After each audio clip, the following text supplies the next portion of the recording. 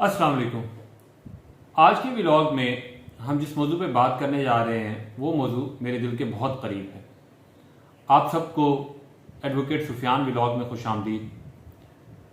Advocate Sufiyan vlog की ये series हम डॉक्टर तहरीन साहिबा के चैनल के लिए बना रहे हैं। अगर आपने अभी तक डॉक्टर तहरीन चैनल को सब्सक्राइब नहीं किया तो बराए मेहरबानी सब्सक्राइब कीजिए और बेल का आइकन दबा दीजिए।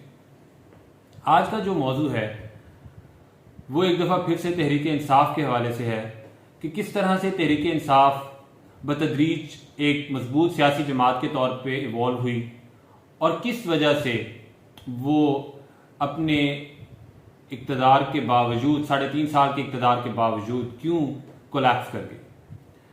पाकिस्तान तहरीक इंसाफ का अगर हम जायज़ा लें तो ये ज़्यादा हमें उभरती हुई नज़र आती है 2011 के बाद।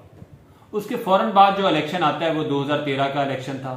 2013 के उस इलेक्शन में सूबा सरहद उस ज़माने का और आज का खैबर पख्तूनख्वा वहाँ पे हुकूमत तश्कील दी जाती है, लेकिन बाकी पूरे पाकिस्तान में बशमूल पंजाब पाकिस्तान तहरीक इंसाफ का रिजल्ट इंतहाई पुअर रहा था।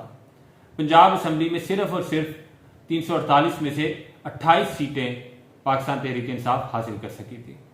अब इतनी कम सीटों के साथ क्या उस ज़माने में तहरीक इंसाफ और इमरान खान साहब को ये सोचना नहीं चाहिए था कि हमारी कमज़ोरियाँ कहाँ पे हैं, हमारी खामियाँ कहाँ पे हैं? क्या उन्हें ये बैठ के एक ब्रेनस्टॉर्मिंग नहीं करनी चाहिए थी कि किन किन इजला में हमारे साथ जो मसाइल दरपेश हुए इलेक्शन के दौरान उन पर काबू पाने के लिए हमें क्या हिकमत अमली इख्तियार करनी चाहिए? लेकिन अफसोस से कहना पड़ता है कि ऐसा कुछ भी नहीं हुआ था। वही लोग जो 2013 के इंतखाबात के वक्त पार्टी के ओहदेदारान थे वही लोग बाद में पार्टी को लेकर कंटिन्यू करते रहे। आप किसी भी सतह की पार्टी की टीयर को उठा के देख लें, मरकज़ में अगर जहांगीर तरीन थे सेक्रेटरी जनरल के तौर पे और बाकी उनके साथ जो उनके जितने भी चटे बटे थे, और इसी तरह से जो रीजन्स की सतह पे और पंजाब की सतह पे जो तंजीमें थी उसमें एजाज चौधरी साहब थे और ये इनके साथ मुख्तलिफ रीजन्स में मुख्तलिफ लोग थे। वेस्ट पंजाब में फैजुल्ला का मौका थे, साउथ पंजाब में इसाक खाकवानी थे। ये सब के सब लोग अपनी सीटों से चिमटे रहे और इनमें से किसी शख्स ने भी शिकस्त की जिम्मेदारी कबूल करते हुए खुद को पार्टी ओहदों से या तंजीमी जिम्मेदारियों से अलहदा नहीं किया। इमरान खान साहब के हवाले से जब मैं सोचता हूँ और बात करता हूँ तो मैं ये देखता हूँ कि वो कई दफ़ा और बहुत ज़्यादा दफ़ा वो मगरबी जमहूरियत की मिसाल दे रहे होते हैं। मगरबी जमहूरियत की बात ब्रिटिश डेमोक्रेसी को और ब्रिटिश पार्लियामेंट्री सिस्टम को समझा जाता है। ब्रिटिश डेमोक्रेसी की अगर मिसाल रही और इमरान खान साहब की ज़िंदगी का जिस तरह वो कहते हैं कि मेरा बहुत ज़्यादा ज़िंदगी का अरसा पढ़ाई के सिलसिले में और क्रिकेट खेलने के सिलसिले में इंग्लैंड में गुजरा, तो इंग्लैंड की तो जब हम मिसाल लेते हैं तो वहाँ पे जो दो बड़ी मेन पार्टीज़ हैं, कंजर्वेटिव पार्टी और लेबर पार्टी है, वहाँ पे उनका तो जो भी लीडर होता है वो इलेक्शन में जब जाता है जनरल इलेक्शन में, और अगर वो जनरल इलेक्शन हार जाता है तो वो तो फौरन से पहले स्टेप डाउन कर देता है और उसके साथ जो उसकी कोर टीम होती है वो भी स्टेप डाउन कर देती है और पार्टी नया लीडर चुन रही होती है और नया लीडर फिर अपनी नई पॉलिसीज के साथ और पुरानी अपनी खामियों और कमियों को दूर करते हुए अगले इलेक्शन के लिए तैयारी कर रहा होता है। इमरान खान साहब ने क्या एहतसाब का ये फॉर्मूला और ब्रिटिश और मगरबी डेमोक्रेसी को जहन में रखते हुए क्या खुद को एहतसाब के इस अमल में पेश किया? क्या उन्होंने 2013 के इलेक्शन में वफाक और पंजाब में बदतरीन नाकामी को उन्होंने क्या इसका कोई अपना एक जिम्मेदारी कबूल की? हरगिज़ नहीं। इसके बाद आप 2018 के इलेक्शन में आ जाएं। 2018 के इलेक्शन में भी जो आपने टिकटें दी और जो आपने अपने लोगों को मुख्तलिफ सीटों पे खड़ा किया, तो इलेक्शन तो उस तरह से फिर आप नहीं जीत सके। 2/3 अक्सरियत या इवन सादा अक्सरियत भी आपके पास मौजूद नहीं थी। आपको कोलिशन गवर्नमेंट में जाना पड़ा। कोलिशन गवर्नमेंट में जाने की वजह से ही वो बाद में वो सारी कॉम्प्लिकेशंस आपको दरपेश हुई जो कि 3.5 साल बाद अदम एतमाद की सूरत में आपकी इक़्तिदार से महरूमी का बायस बने। तो क्या 2018 के इलेक्शन में जो टिकटें देने में सबसे मेन किरदार था वो जहांगीर तरीन और अलीम खान का था, और अलीम खान पंजाब में जो कुछ करता फिर रहा था और वेस्ट पंजाब में उसके जो एक हाशिया बरदार हसन नवाज और फैजुल्ला का मौका और ये सारे लोग जो कुछ करते फिर रहे थे।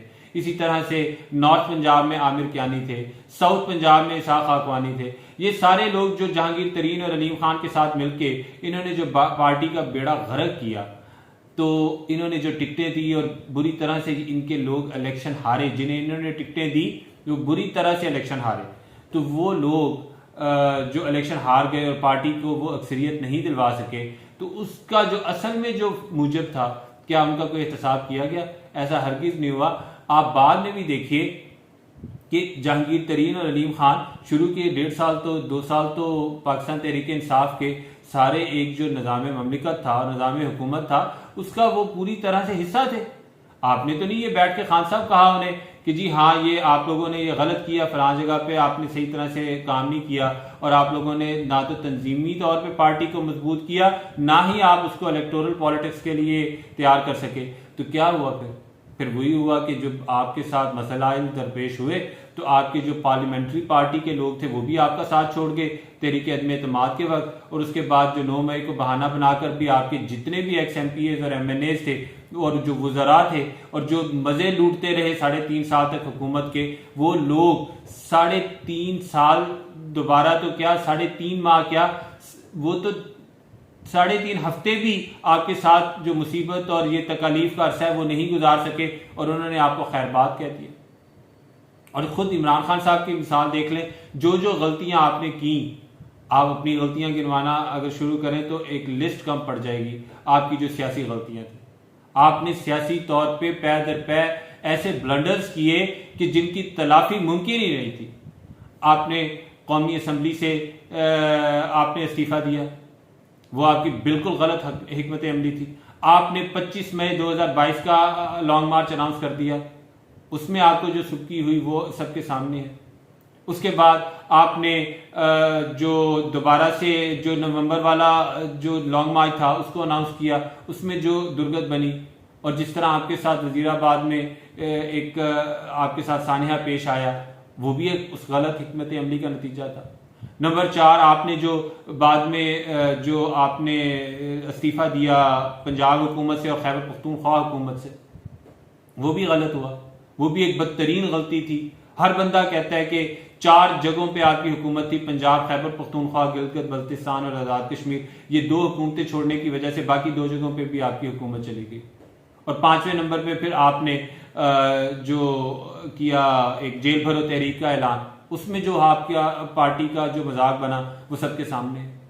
और जब ये 5 चीजें और ये 5 एक जबरदस्त सुपर ब्लंडर्स करने के बाद आखिर में ये जो एक मुक्का आपने अपने मुंह पे 9 मई की सूरत में रसीद किया, उसका कोई वाली वारिस और उसका कोई जवाब ही नहीं है। 9 मई के बाद पार्टी का जो हाल हुआ है, पार्टी जो तितर बितर हुई है और आपके साथ जो सूरत हाल दरपेश हुई है, आप रोजाना की बुनियाद पे जिस तरह से एक अदालतों में पेश हो रहे होते हैं और आप एक दिन में 22 मुकदमात में आपकी हाजिरी लगती है और पेशियां होती हैं। एक प्रैक्टिसिंग लॉयर होते हुए मैं समझ सकता हूं कि आप इस वक्त कितनी अजियत, तकलीफ और मसाइब से गुजर रहे होंगे। मुख्तलिफ अदालतों में आपको पेश होना पड़ता है रोजाना की बुनियाद पे, एक जगह से दूसरी जगह, लोअर कोर्ट्स में, हाई कोर्ट में, सुप्रीम कोर्ट पे, किस किस फोरम पे आपको जाना पड़ता है। और आप भी खुद एहतसाब करने को तैयार नहीं। आपने तो नहीं स्टेप डाउन किया, आपने तो नहीं ये गलती मानी कि हाँ मुझसे यहाँ पे गलतियां, तो मैं बतौर पार्टी लीडर स्टेप डाउन करता हूँ, मैं किसी और को वक्ती तौर पे बना देता हूँ। ऐसा तो कुछ नहीं किया। मगरबी जमहूरियत की मिसाल आप देते हैं, तो मगरबी जमहूरियत में तो जनाब वाला ऐसा नहीं होता। हम जैसे लोग, पॉलिटिकल एनालिस्ट और सियासत और तारीख के तालिब इल्म तो बहुत खुश थे कि एक तहरीक इंसाफ की शक्ल में पाकिस्तान में 2 पार्टी सिस्टम को ब्रेक किया गया और एक अच्छी पार्टी कंपैरेटिवली उस जमाने में जब आप स्ट्रगल के फेज में थे 2013 से 18 में, तो हम तो ये चीज़ों को अच्छे अंदाज में लोगों के सामने बयान कर रहे होते थे कि ये पार्टी एक अच्छा ऑप्शन है। लेकिन बाद में क्या हुआ? आपने ना तो अपने जो आपकी कोर कमेटी के लोग थे, आपके कोर ग्रुप के लोग थे, ना आपने उनका एहतसाब किया, ना आपने खुद को सेल्फ अकाउंटेबिलिटी के लिए पेश किया। तो जनाब वाला फिर वही होना था जो हुआ। इस तरह तो होता है इस तरह के कामों में, क्यों उदास फिरते हो इन हफ्तज़दा गर्मियों की दोपहरों में और शामों में। आपके साथ फिर यही होना था जनाब, यही नविश्ता दीवार था। इस्लाह अहवाल क्या है? इस्लाह अहवाल के लिए अब हमारी बात पहले कौन सा किसी ने सुनी है ना? हम इस हवाले से कोई बैठ के फ्री आपको बैठ के दे सकते हैं एक कंसल्टेंसी। ठीक है, अब जो होता है चलने दे सिस्टम को फिलहाल इसी तरह से। आप सबका आज का व्लॉग देखने के लिए शुक्रिया। अगले मौजू पे दोबारा आपके साथ इकट्ठे होंगे। डॉक्टर तहरीर साहिबा का चैनल जरूर सब्सक्राइब कीजिए। अब तक के लिए इतना ही। अल्लाह हाफिज़।